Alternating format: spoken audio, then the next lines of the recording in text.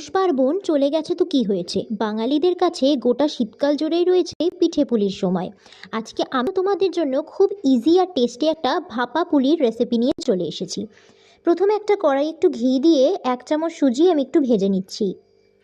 সুজিটাকে আমি ব্রাউন করে ভাজবো। সুজিটা ভেজে নেওয়ার পরে এই সুজিটাকে আমি আলাদা জায়গায় নামিয়ে রেখে আবার একটু ঘি দেব আর 2 চামচ চিনি দেব। চিনি দিয়ে ঘিটার সঙ্গে লো ফ্লেমে গ্যাসটা রেখে চিনিটাকে ক্যারামেল করে নেব। ক্যারামেল করে নেওয়ার পরে এর মধ্যে 1 কাপ দুধ দিয়ে দিয়েছি। এই সময় ক্যামেরাটা আমি দূরে রেখেছিলাম, কারণ ক্যারামেলে দুধ দেওয়ার সাথে সাথেই সেটা ছিটে যায়। এরপরে ওই 1 চামচ সুজিটা এর মধ্যে দিয়ে খুব ভালো করে মিক্স করতে হবে।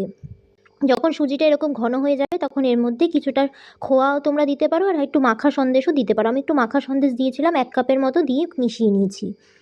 এবার খুব ভালো করে মিক্স হয়ে গেলে এখানে 1/2 কাপ আমি খেজুরের গুড় দিয়ে খুব ভালো করে এটাকে মিক্স করে নেব। মিক্স করতে করতে এর মধ্যে একটু কাজু কিশমিশ কুচো দিয়ে দিয়েছি, দিয়ে এটাকে ততক্ষণ মিক্স করব যতক্ষণে এটা কড়াইয়ের ধারগুলো ছেড়ে আসছে। দেখেছো কি সুন্দর কালার হয়ে গেছে এবং কড়াইয়ের ধারগুলো ছেড়ে আসছে। এই পর্যায়ে এটা আমি নামিয়ে রাখবো। এবার প্রথমে কড়াইয়ে 2 কাপ জল দিয়ে দেবো, তার মধ্যে একটু লবণ আর একটু ঘি দিয়ে দেবো। তারপরে এর মধ্যে 2 কাপ চালের গুঁড়ো আমি একটু চালনির সাহায্যে ঝেড়ে দিয়ে দিচ্ছি। দিয়ে গ্যাসের ফ্লেমটাকে মিডিয়ামে রেখে এটাকে খুব ভালো করে মেশাতে হবে। মেশাতে মেশাতে যখন জলটা টেনে যাবে তখন এটাকে 1 মিনিটের মতো ঢাকা দিয়ে কড়াইয়ে রেখে দেবে। তারপরে এটাকে একটা প্লেটে নামিয়ে রেখে সামান্য একটুখানি ঘি দিয়ে এটা যখন ঠান্ডা হয়ে যাবে তখন খুব ভালো করে এটাকে মেখে একটা ডো বানিয়ে নেবে। একদম স্মুথ একটা ডো বানিয়ে নেবে, ঠিক এই রকম। এবার ডোটাকে ওই 10 মিনিটের মতো আমি একটু রেস্টে রেখে দিচ্ছি। একটু নর্মাল কাপড় দিয়ে এটাকে ঢেকে রেখেছিলাম। এরপর এখান থেকে আমি লেচি কেটে নিচ্ছি। আর এই চালের শীটটা কিন্তু একটু ফ্লেকি হবে, মানে একটু ভেঙে ভেঙে যাবে, তাতে অসুবিধা নেই। চাটুতে একটু শুকনো আটা বা ময়দা কিংবা একটু চালের গুঁড়ো ছিটিয়ে দিয়ে এটাকে হালকা হাতে বেলে নাও।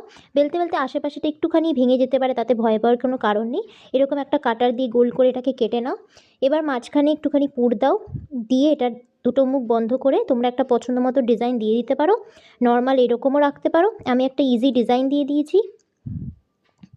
তো এইভাবে বাকি সব পিঠেগুলো করতে পারো। এই যে মা হাত দিয়েও কিন্তু গোল গোল করে তার মধ্যে দিচ্ছে, তোমরা যে বেলতেই হবে তা না, হাত দিয়েও একটু চ্যাপ্টা করে তার মধ্যে পুরটা দিয়ে এরকম করে চাপা দিয়ে একটা ডিজাইন করে নিতে পারো। এবার একটা পাত্রে জল গরম হতে দিয়ে তার উপরে একটা ঝাঁঝরিযুক্ত থালা রেখে থালাটাকে একটু তেল দিয়ে ব্রাশ করে নেবে। তার উপরে এই পিঠেগুলোকে রেখে 10 মিনিটের মতো এগুলোকে হাই ফ্লেমে স্টিম করে নেবে, তাহলেই কিন্তু পিঠেগুলো তৈরি হয়ে যায়। তারপর তোমরা ঝোলা গুড় দিয়ে এটাকে মানে খেতে পারো। আর আমি এখানে পুরটা ক্ষীরের করেছি, তোমরা চাইলে কিন্তু নারকেলের পুরও করতে পারো। তো চলো ফিরে আসবো পরের ভিডিওতে। টাটা।